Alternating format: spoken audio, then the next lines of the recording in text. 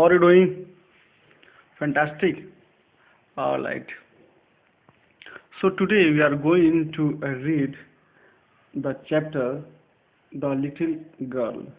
ये हमारे बिहाई बुक का चैप्टर नंबर 3 है। अच्छा, इसको स्टार्ट करने से पहले आप लोगों के लिए एक इम्पोर्टेंट नोटिफिकेशन है कि आप लोग का क्वार्टरली एग्ज़ाम अगस्त में स्टार्ट होने वाला है।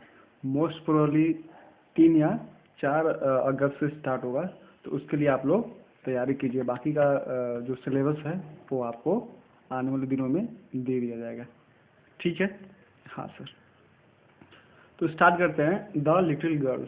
ये बेसिकली चैप्टर है, जैसे कि आपको टाइटल से पता चल रहा है कि ये छोटी बच्ची के बारे में है।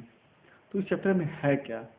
इसमें छोटी बच्ची और उसके फादर का जो रिलेशनशिप है, कि कैसे बच्ची को लगाव है या डरती है या फिर कैसा उनका रिलेशनशिप है, ये इस चैप्टर में बड़े अच्छे से बताया गया है।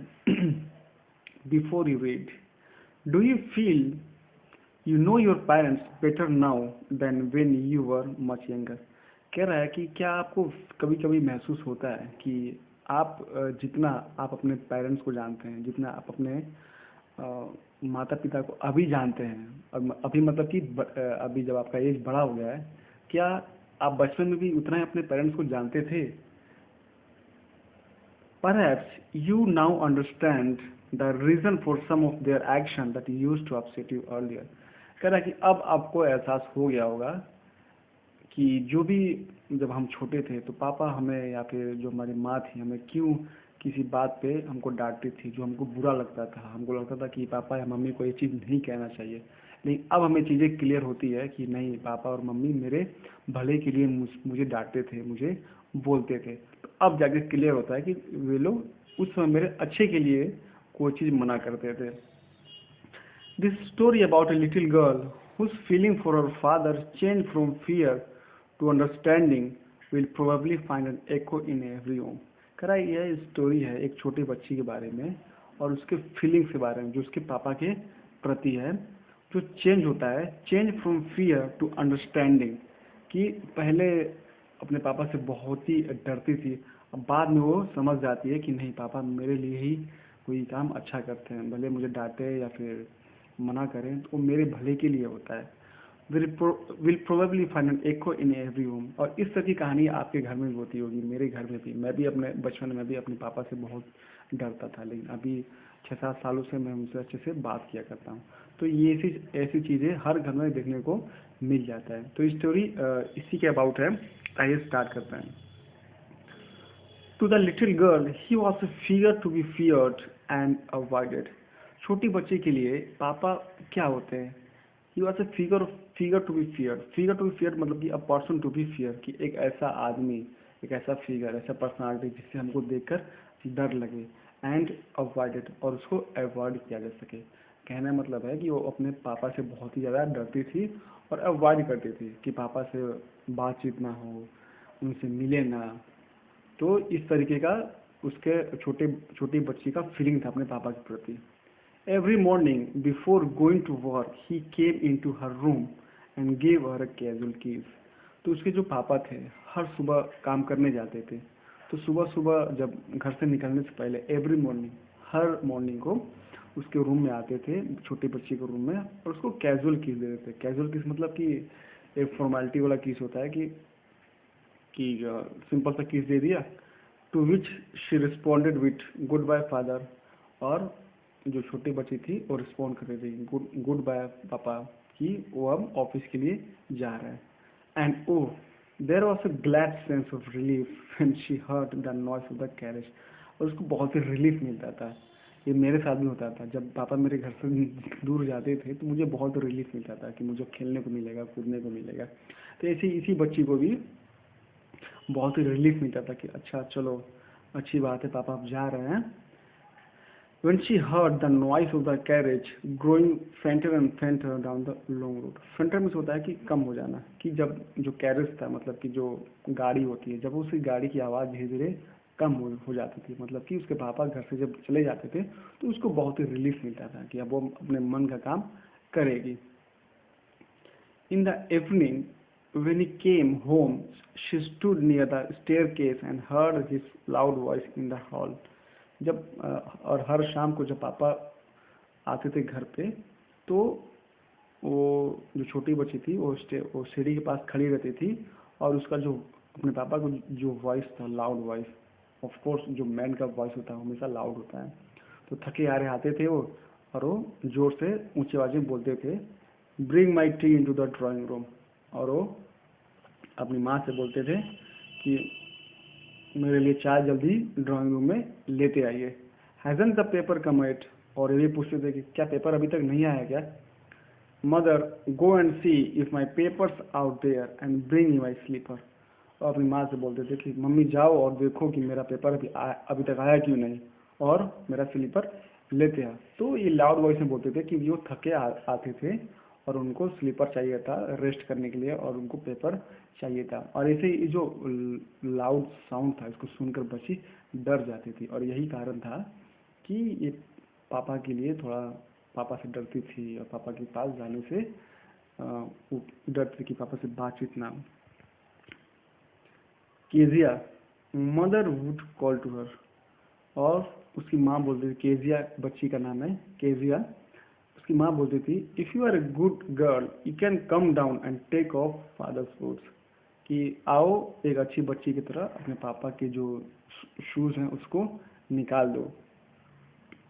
Slowly the girls would sleep down it the stair. Sleep down मतलब कि मतलब मन नहीं होता कि धीरे धीरे आना। जब बच्चे अपनी माँ की आवाज़ सुनती थी कि मम्मी ने उसको बोला कि आओ बेटा और बोले पापा का जो जूता है उसको निकाल दो, क्योंकि पापा ऑलरेडी बहुत थके हुए होते थे, तो ना चाहते हुए भी वो धीरे धीरे सीढ़ी से उतरती थी, मोर slowly still across the hall, और हॉल को बहुत ही धीरे धीरे पार करती थी, and push open the drawing room door.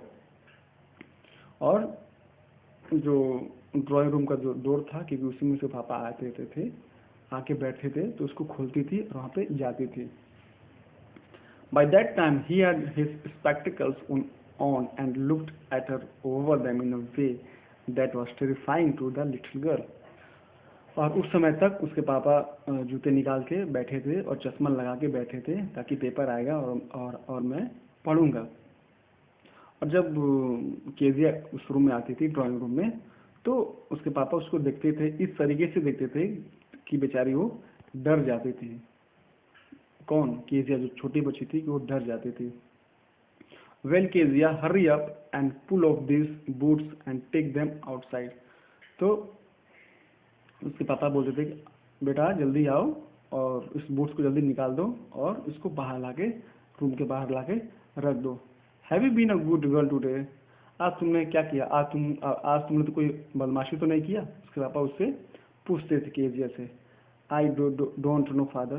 तो वो थोड़ा हकला के, डर के मारे, जब होते हैं ना कि बच्चे डर जाते हैं तो हकलाने लगते हैं, स्टैम्परिंग करने लगते हैं, स्टटर करने लगते हैं, तो बोलते हैं कि आई डोंट नो फादर, मुझे नहीं पता है। You don't know? If you stutter like that mother will have to take you to the doctor. तो उसके पापा बोलते हैं गुस्से में, तुम्हें नहीं पता तुमने दिन भर क्या किया, कैसे रहा, तुम्हें खुद नहीं पता है? और तुम ऐसे ही अगर स्टटर मतलब होता है कि हकलाना, अगर तुम ऐसे ही हकलाती रहोगी तो तुम्हारी मम्मी को तुमको डॉक्टर को दिखाना पड़ेगा। She never stutter with other people. और लेकिन जो बच्ची थी वो हकलाती नहीं थी, वो किसी और के सामने हकलाती नहीं थी, वो केवल पापा से हकलाती थी। क्यों? क्योंकि वो अपने पापा से बहुत ही डरती थी। Had quite given it up but only with father, कि अपने पापा से ही डरती थी, बाकी किसी से वो हकलाती नहीं थी। Because then she was trying so hard to say the words properly. और वो चाहती थी कि जो भी उसके मुंह से निकले सही निकले, और इसी डर की वजह से वो हकलाने लगती थी बेचारी। What's the matter? What are you looking so rest about? तो उसके पापा उसको चश्मे, मतलब होता है ना कि चश्मे नीचे करके और आंख से घूर के पूछते थे, क्या बात है, तुम इतनी परेशान क्यों दिख रही हो? रेस्ट मतलब होता है कि अनहैप्पी, कि क्यों इतना परेशान क्यों दिख रही हो? Mother, I wish you taught this child not to appear on the brink of suicide. कि वो बोलते थे कि उसके पापा को लगता था कि बेचारी बहुत परेशान है, लेकिन बेचारी ये अपने पापा से डरती थी। तो उस पापा बोलते हैं अपनी माँ से, मम्मी इसको सिखाओ कहीं ये इसी दुख के मारे कहीं ये सुसाइड ना कर ले। Here Kezia carry my tea cup back to the table carefully. और तब तक वो अपना चाय खत्म कर लिए रहते थे, तो केजिया से बोलते थे बेटा इसको लेके जाओ और इसको लाके टेबल पे आराम से रख दो। तो एक आप एक रिलेशन देख रहे हैं ना कि बाप और बेटी के बारे में। बाप थक जाता है और बेटी को लगता है कि पापा उसे प्यार नहीं करते हैं, केवल डांटते हैं। तो इस तरीके का रिलेशनशिप लगता है चल रहा है अभी। He was so big, his hands and his neck, specially his mouth when he yawned। तो उस बच्ची का जो फियर था, उसको वो अपने भाषा में बोलती है ही वॉज सो बिग, कि पापा बहुत ही बड़े थे। His hands and his neck, उनके हाथ भी बहुत बड़े थे, और उनके जो गर्दन था वो भी बहुत बड़ा था। Specially his mouth when he yawned। यौन मतलब होता है कि क्या बोलते हैं उसको, जमाई लेना। जब वो जमाई लेते थे तो उनका मुंह बहुत ही बड़ा दिखता था। तो बच्ची ये सब देख के डर जाती थी। Thinking about him alone was like thinking about a giant. तो वो अपने पापा को एक तरीके के जायंट समझते थे, राक्षस समझते थे कि इतना बड़ा फिगर है, इतने लंबे चौड़े हैं, हमेशा तेज बोलते हैं, हमेशा डांटते रहते हैं, हर बात पे डांटते हैं, बेटा ये मत करो, बेटा वो मत करो। तो उसको लगता था कि पापा मेरे जो है एक राक्षस की तरह है। तो ये बेचारी को लगता था। On Sunday afternoons, grandmother sent her down to the drawing room to have a nice talk with father and mother। और उसकी जो दादी थी, तो हर संडे को पापा भी घर पे होते थे, मम्मी भी घर पे होती थी। तो उसकी दादी बोलती थी बेटा जाओ केजिया से और नीचे ड्राइंग रूम में जाओ और अपने पापा मम्मी से अच्छे से बात करो, क्योंकि पापा को टाइम मिलता नहीं था, वो हफ्ते के 6 दिन वो बाहर रहते थे। तो उसकी ग्रैंड मदर सजेस्ट करती थी कि बेटा जाओ एंड अपने पापा मम्मी से थोड़ा बहुत बात करो। But the little girl always found mother reading and father stressed out on the sofa.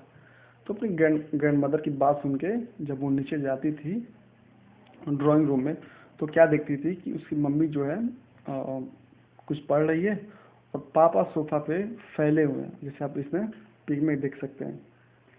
His handkerchief on his face, अपना रुमाल अपने चेहरे पर रख के सो रहे हैं।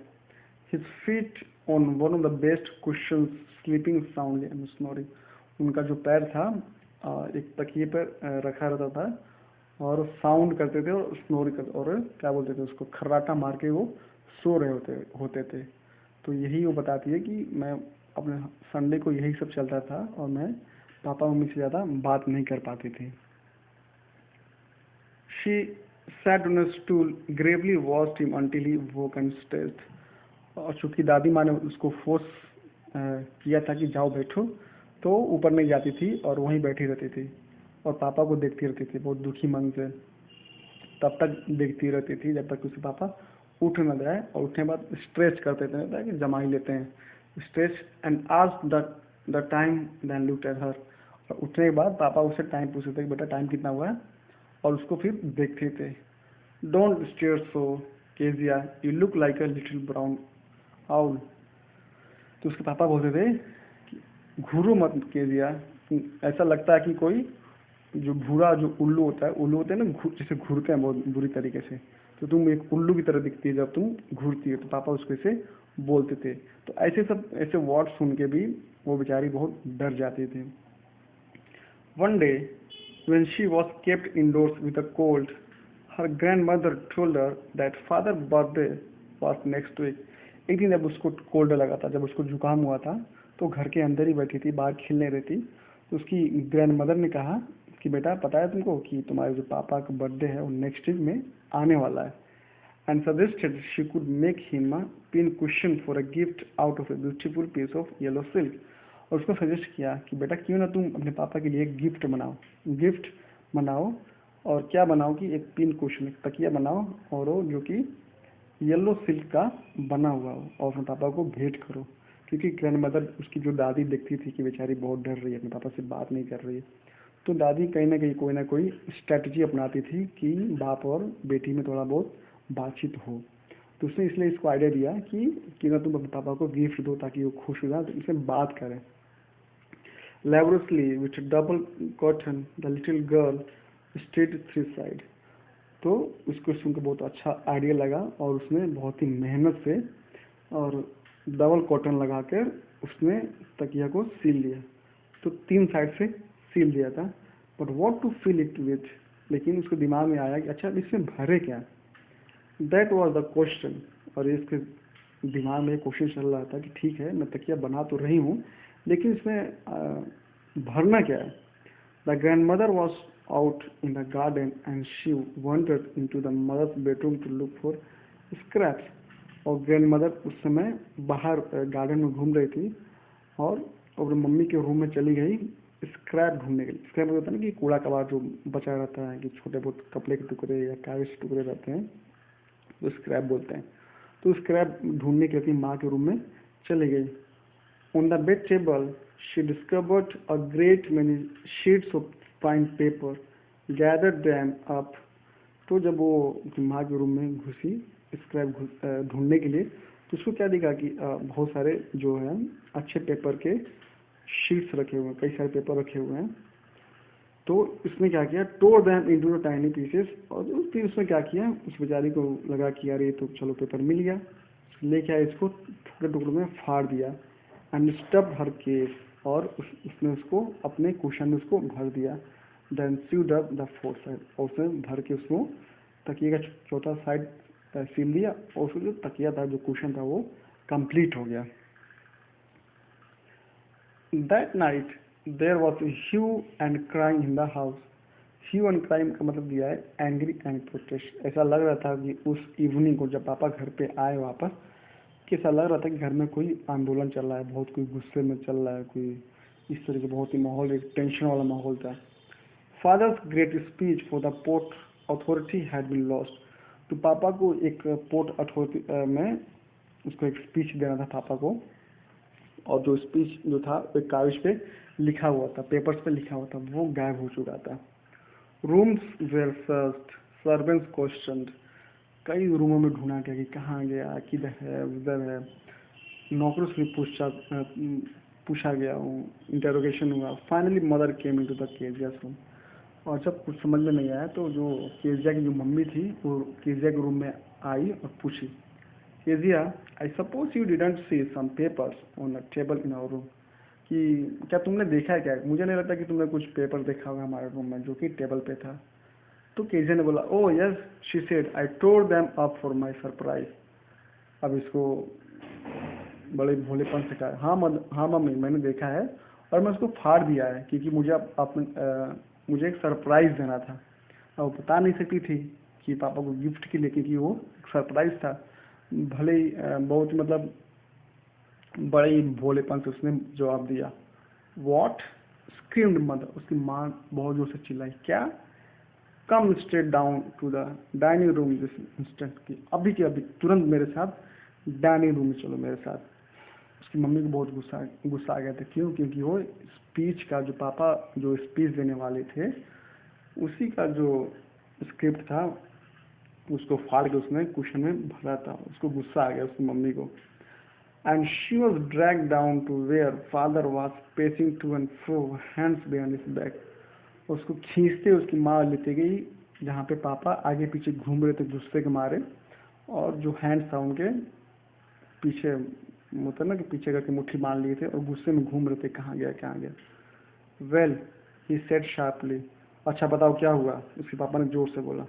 मदर एक्सप्लेन, मदर ने सारी बात उसको बता दिया कि ये रूम में गई थी और अपने सरप्राइज के लिए सारा पेपर इसने फाड़ दिया है और इसको अपने तकिया में भर दिया। He stop and stare at the child. तो वो जब टहल रहे थे उसके पापा तो रुक गए और अपनी बेटी की तरफ घूर के देखने लगे। डिड यू डू दैट, क्या तुमने किया इसको। बच्ची बेचारी एकदम डर गई।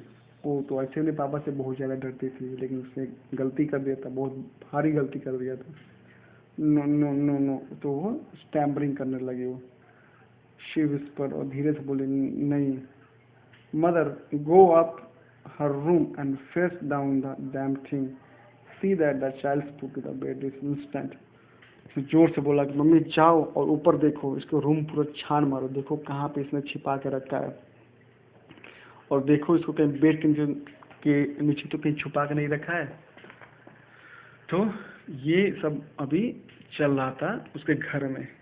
क्लियर है? तो अभी के लिए हम इतना ही करते हैं, बाकी का जो नेक्स्ट पार्ट है इसका हम नेक्स्ट वीडियो लेक्चर में कवर करेंगे। ओके बेटा, बाय बाय, टेक केयर। और हाँ, अपने एग्जामिनेशन के लिए आप लोग तैयारी कीजिए।